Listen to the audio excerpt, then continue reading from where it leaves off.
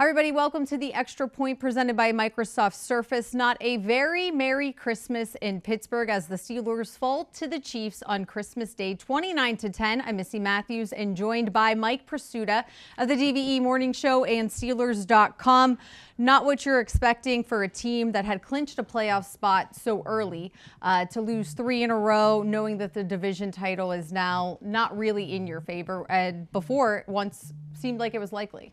Yeah, and I'll boil it down to even closer than that. You know, a lot of people are looking at 3 games against contenders, and they lost all 3. I was looking at yesterday. I think there were extenuating circumstances to the first 2. In Philadelphia, traditionally tough for the Steelers to win there. The Eagles are very good. I wasn't expecting a whole lot there. At Baltimore, it's a division rival. It's a 50-50 game. Steelers had their way with the Ravens a lot in the previous games. That one was kind of due to even out. But yesterday, I thought getting as many people as they got back from injury, playing at home, playing with something to reestablish, if you will, and playing against the Chiefs team that was compromised at offensive tackle and along the defensive line. Missi, I am beyond surprised at the result yesterday.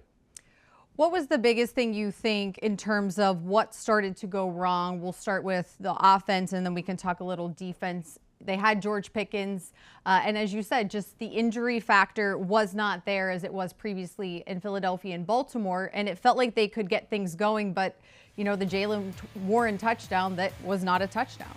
Yeah, I thought it was pressure on both sides of the ball. The Steelers succumbed to it. Russell Wilson was under siege or holding the ball too long, or a little of column A and a little of column B, but Sure. They couldn't get their downfield game going because those things take time to develop, and he did not have time to throw, so he was repeatedly rolling out, scrambling, throwing the ball away. And on the other side of the ball, I thought the Chiefs had a great game plan, knowing they were compromised at offensive tackle. They weren't going to let the Steelers' edge rushers dictate or dominate the game. So everything came out quick. They threw sideways. There you go.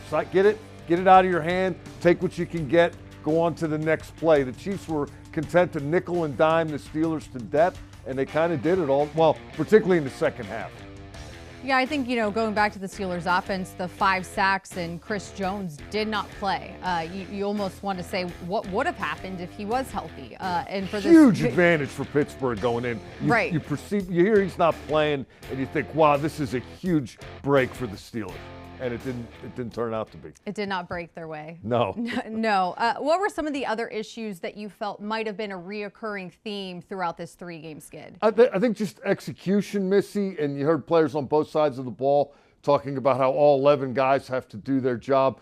2 plays really stand out to me on offense, that didn't work. The interception Minka threw in the end zone. George Pickens is on the left sideline. And Russ. You mean Russ? No, George, the wide receiver. No, you said Minka threw the interception. Oh, I did mean Russ. Yeah. Sorry, I just want to clarify. We're Thank good. You. Long day for me, too. Yeah, long day. Pickens does not get off the line of scrimmage, and because he doesn't get off the line of scrimmage, he doesn't draw the safety into double coverage. Russell Wilson admitted he was expecting Pickens to run a vertical route there, so he throws to Freiermuth thinking if he puts the ball in front of Freiermuth, there's not going to be anybody there. While the safety did a great job reading the Pickens wasn't a threat, so he goes back and picks the ball off. Third quarter, they're driving down the field. They're losing 16-7. They call a rollout throwback screen to Najee Harris.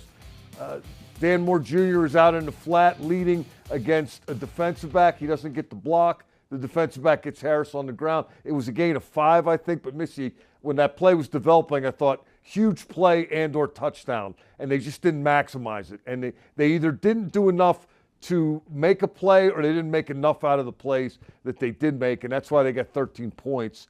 And here's the scary part.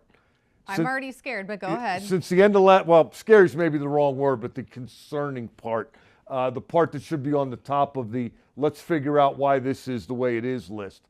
They have moved heaven and earth since last season to improve their offense, and in these last 3 games, they have 4 touchdowns. Think about that for a minute. They've changed linemen. They've changed receivers. They've changed assistant coaches. They've changed the coordinator. They've changed the quarterbacks. And right now, the offense, most recent look yesterday, 13 points against Kansas City. Right now, the offense is the same problem it was a year ago, and that's not good. I think, too, just the fact that you want to be peaking at this time. You know the postseason is there. As you said, the 3 teams you played are in the postseason. They are playoff teams. They have been playoff teams who have made it far. And with the goal to not just make the postseason, but to win a playoff game, something that hasn't been done in quite some time here in Pittsburgh. It is concerning, as you said, that it doesn't feel like the problems are able to be fixed. The players are saying sometimes it's the communication or whatever it is, but then it's a matter of it not showing up in games. And I think that's where maybe this extended period of time that they have before playing Week 18, whenever the Bengals game will be next weekend, to regroup and figure it out, because you still have that game and one postseason game, but after that, the rest is up to this team. Yeah, and I think it's a great point you just made about the extended break, the little mini bye. They had that brutal gauntlet of schedule, but now there are some days off the rest of this week, and then next week leading into the Cincinnati Bengal game. I think what resonated the most with me, Missy, in terms of what Mike Tomlin had to say after the game was he's less concerned about ceding control of the division race and more concerned about the level of performance. I think I'm paraphrasing that pretty close. I'm not reading it word for word, but he just wants to see the Steelers playing well. And if you're looking for a silver lining or a bright spot to maybe cling to in the wake of this 3-game losing streak, this coaching staff usually does a pretty good job when it has a little extra time to identify problems and then make the corrections. And number 2, they have a chance to play at home against Cincinnati and go out there and put a good performance on tape, put a good performance on the field, kind of get the bad taste of however many of the last 3 games you're still tasting out of your mouth, and head into the postseason feeling like you've kind of got your mojo back.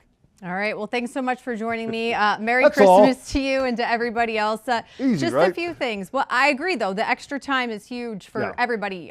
Injuries, bodies. Get a little more healthy, get a chance to rest, regroup, right. Figure some things out, and most importantly, respond. I think we heard a lot of defensive guys yesterday talking about that.